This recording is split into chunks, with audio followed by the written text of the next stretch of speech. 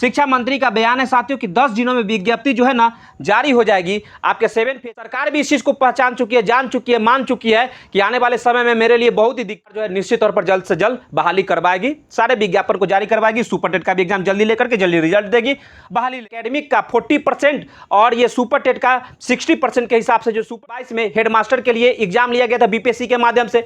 तो हेडमास्टर का जो प्रधान शिक्षक का टेट में अगर अच्छा रिजल्ट लाना बेटे चाहिए बढ़िया तो 120 प्लस नंबर की टारगेट रखिएगा, 120 प्लस। क्योंकि 7वें चरण के बाद अब आपको 8वें चरण में ही मौका मिलेगा सुपर टेट में बैठने का। अब 5 साल आपको वेट करना पड़ जाएगा और इसमें छट गए ना तो आपका कोई काम नहीं रहा, आप एक्सपायर कर जाएगा, उम्र भी भाग जाएगा 5 साल बाद। समझ रहे हो कैसे? आप सभी आशा करता हूं आप सभी अच्छे होंगे, स्वस्थ होंगे, मस्त होंगे। तो जी हाँ साथियों, आज कैबिनेट का बैठक हुआ था जो कि आज 18 अप्रैल है साथियों। क्या हुआ इस कैबिनेट की बैठक में, तमाम बातों पे मैं अभी चर्चा करूंगा। साथियों आपको पता होना चाहिए कि नियमावली के संशोधन के लेकर के जो आंदोलन हुआ था, उन तमाम आंदोलन को लेकर के हमारे शिक्षा मंत्री और माननीय मुख्यमंत्री जी का बयान आया था कि गुणवत्तापूर्ण शिक्षण चाहिए तो सुपर टेट देना पड़ेगा। उन तमाम बातों पे मैं चर्चा करूंगा। क्या सच में अब नियमावली में कोई संशोधन होगा या आज की इस कैबिनेट बैठक में क्या चर्चा हुआ, तमाम बातों पे मैं आपसे चर्चा करूंगा। किस एजेंडे पे मोहर लगी, उन तमाम एजेंडों की भी बात मैं करूंगा साथियों। आप इस वीडियो में शुरू से अंत तक बने रहिएगा। साथियों आपको पता होना चाहिए कि आज ही के दिन 18 अप्रैल को साथियों कैबिनेट का बैठक हुआ था जिसमें लगभग 11 एजेंडों पर बिहार सरकार के तरक्की के लिए साथियों मोहर लगी है। आपको यह भी बात ध्यान में रहना चाहिए कि आए दिन जो नियमावली के संशोधन के लेकर के जो आंदोलन लड़ा गया था उन आंदोलन पे विचार विमर्श खास रूप से नहीं किया गया।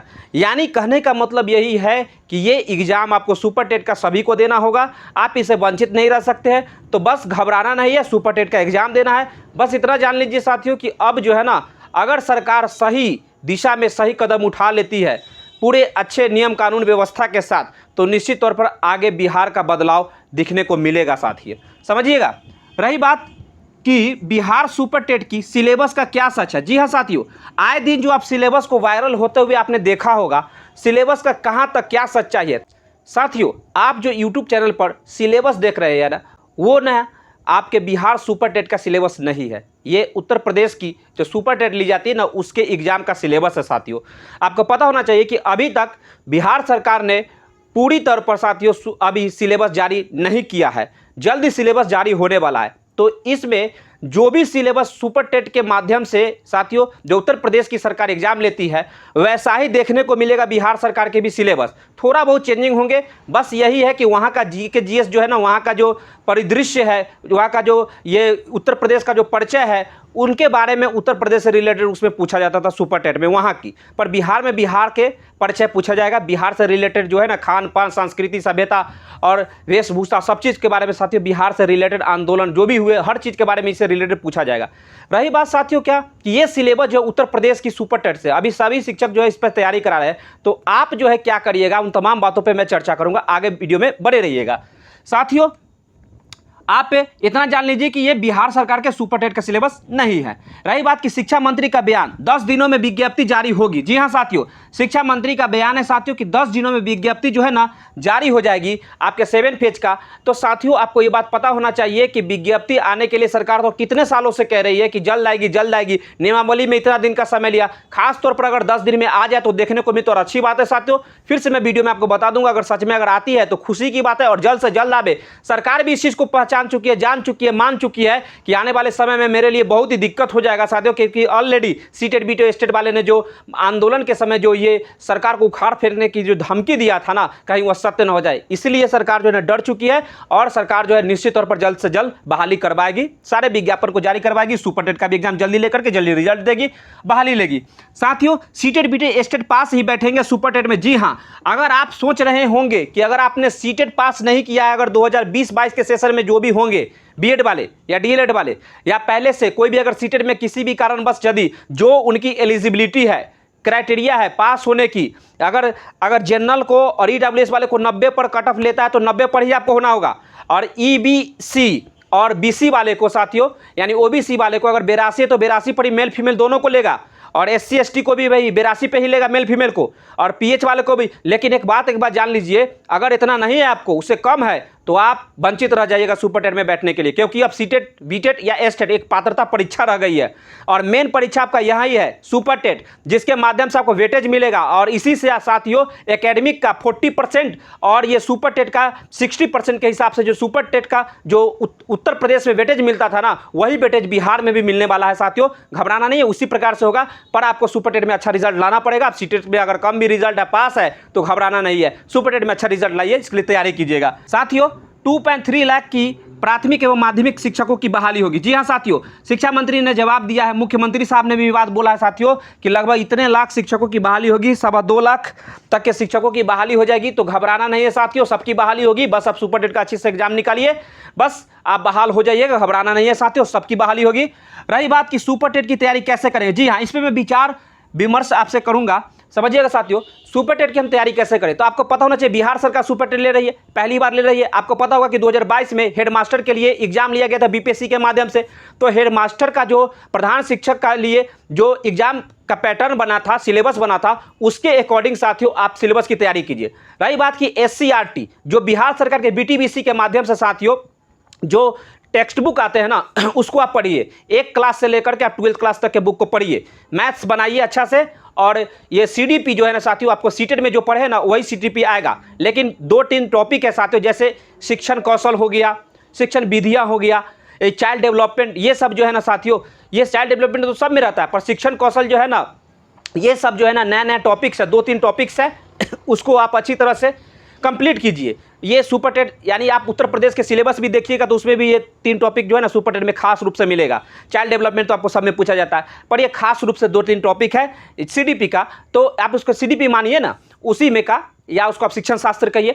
तो साथियों उसको आप तैयारी कीजिए। रही बात, आप अगर जनरल कंपटीशन के पहले से तैयारी कर चुके होंगे तो आपका GS मजबूत होगा। GS अगर मजबूत नहीं है तो लूसेंट के बुक पढ़िए, और विविध जो उसमें रहता है ना साथियों, जो स्टैटिक जीके जिसको बोलते हैं, उसको पूरा चट कर जाइए, अच्छी तरह से एकदम चट कर जाइए।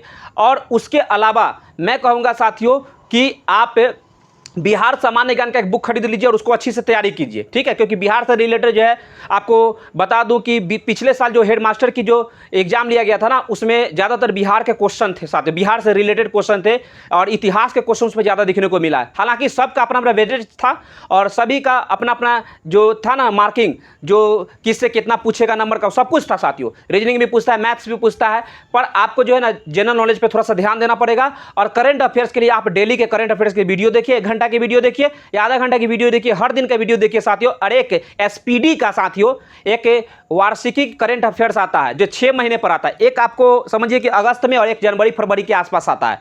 उसको आप जब अभी नहीं, SPD का अभी नहीं पढ़िएगा, जब आपका एग्जाम के समय, जब साथियों जब आपका एग्जाम का जब नोटिफिकेशन निकल जाएगा, सुपर टेट के फॉर्म भरा जाएगा ना, उस दरमियान साथियों SPD का 6 महीने वाला पहले जिस दिन से आपका एग्जाम यानी फॉर्म भरा है ना, उसके 6 महीने बैक चले जाइए और उस समय तक आप करंट अफेयर पूरी तरह से रट जाइएगा, ठीक है। तो उस आधार पर साथियों आपको करंट अफेयर जो है ना कंप्लीट हो जाएगा। यानी मोटा मोटी साथियों जो आप जनरल कंपटीशन में SSC की तैयारी, चाहे रेलवे या बैंकिंग, ये सब का तैयारी जब पहले से किए होंगे ना, तो उसी आधार पर साथियों आपके आने वाले एग्जाम में भी वैसा ही सारे प्रश्न आएगा, क्योंकि आप हेडमास्टर के प्रीवियस ईयर का क्वेश्चन उठा कर देख लीजिएगा, वैसा ही आपको मिलता जुलता मिलेगा। पर सुपर टेट की जहां तक की सवाल है साथियों, BPSC जो क्वेश्चन तैयार करेगा ना, वह उत्तर प्रदेश के थोड़ा सा नकल जरूर रहेगा, इसमें 2 मर्चे वाली बात नहीं। पर अभी जो सिलेबस है ना, ये पूरी तरह से फेक है, ये बिहार सरकार की नहीं है, बिहार सरकार की जल्द आएगी। फिर भी बैठना नहीं है, उसी के अकॉर्डिंग अपना तैयारी करना है। जो उसमें मेन सिलेबस है, जैसे CDP हुआ, शिक्षण कौशल हुआ, तो इसके जो तैयारियां हैं वो आप करते जाइए साथियों। कई सिद्धांत है, थॉर्नडाइक का सिद्धांत है, पावलोव का सिद्धांत है, पियाजे है, वाइगोत्स्की, इस सब का सिद्धांत को आप अच्छी तरह से कंप्लीट कीजिए, सारे सब कुछ ठीक हो जाएगा। रही साइंस की बात, तो साइंस जो है ना साथियों, आप 6, 7 और 8 क्लास के साइंस को आप अच्छी तरह से पढ़ जाइए। 9, 10 का भी इसमें इंक्लूड किया गया, सुपर टेट है साथियों, तो आपको पढ़ना पड़ेगा, वो भी पढ़ जाइएगा अच्छा से, ठीक है। और EVS के लिए तो आप जानते हैं कि 3, 4, 5 का EVS पढ़ लीजिए, और उसके अलावा साथियों EVS में आपको ज्योग्राफी जोड़ दिया है, ठीक ना, तो ज्योग्राफी भी आप पढ़ लीजिए। यानी आपको मोटा मोटी आपको सारे सब्जेक्ट को पढ़ना पड़ेगा, लेकिन टाइम मैनेजमेंट के साथ आपको पढ़ना पड़ेगा। और उन सभी चीज़ों को अगर आप अचीव कर लेते हैं ना साथियों, एक बात याद रखिए, अगर सुपर टेट में अगर अच्छा रिजल्ट लाना, वेटेज चाहिए बढ़िया, तो 120+ नंबर की टारगेट रखिएगा, 120+, इस बात को याद रखिएगा। रही बात साथियों, क्योंकि 7वें चरण के बाद आपको 8वें चरण में ही मौका मिलेगा सुपर टेट में बैठने का। अब 5 साल आपको वेट करना पड़ जाएगा, और इसमें छट गए ना तो आपका कोई काम नहीं रहा, आप एक्सपायर कर जाएगा, उम्र भी भाग जाएगा 5 साल बाद। समझ रहे ना, तमाम बातें आप समझ रहे साथियों। अब रही बात कि हो जाओ तैयार सुपर टेट वाले बहाली जल्द होगी। जी हाँ साथियों, सुपर टेट वाले को मैं कह देना चाहता हूं कि वो बहाली होगी। जो सीटेड बीटेड या स्टेट पास हो वही सुपर टेट में बैठ पाएंगे। बहाली जल्द होगी, इसलिए घबराना नहीं है। आप लोग तैयारी में लग जाइए और तैयारी अपने ढंग से कीजिए। और इतना तो जरूर कहूँगा, ये नहीं कहिएगा कि सर कितना घंटा तैयारी करें, तो मैं आपको बता दूं कि आपको कम से कम तो 6 से 7 घंटा तक कंप्लीटली पढ़ना पड़ेगा अच्छे से सुपर टेट के लिए।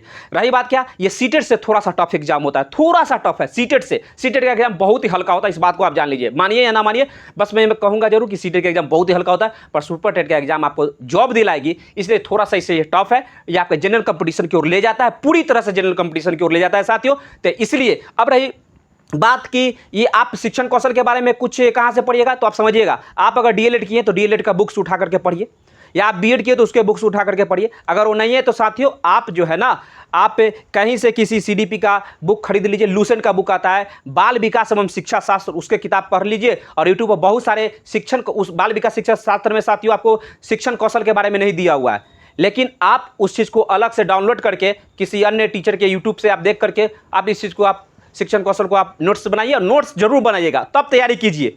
समझ में आ रहा है, नोट्स, बिना नोट्स के आप कुछ नहीं कर पाइएगा। तो अच्छी तरह से नोट्स आपको तैयारी करना पड़ेगा ताकि आप जल्द से जल्द सिलेक्ट हो जाए। तो इस चीज़ को ध्यान में रखिएगा साथियों।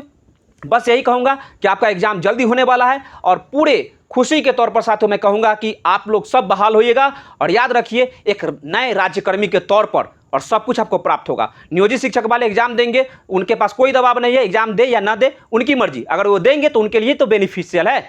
तो इसीलिए साथियों मैं इतना ही कहूँगा, आप लोग तैयारी में लग जाइए, आगे पीछे कुछ मत देखिए, बस एकांत एक रूम लीजिए, कहीं पर भी रहिए, अच्छा से सेफ जगह पे रहिए और तैयारी में लग जाइए। अंतिम लक्ष्य मानिए, अब मानता हूँ कि आप कोई काम करते होंगे, पर आपको तैयारी करना पड़ेगा थोड़ा सा, बस एक कदम आप दूर है अपने जॉब से।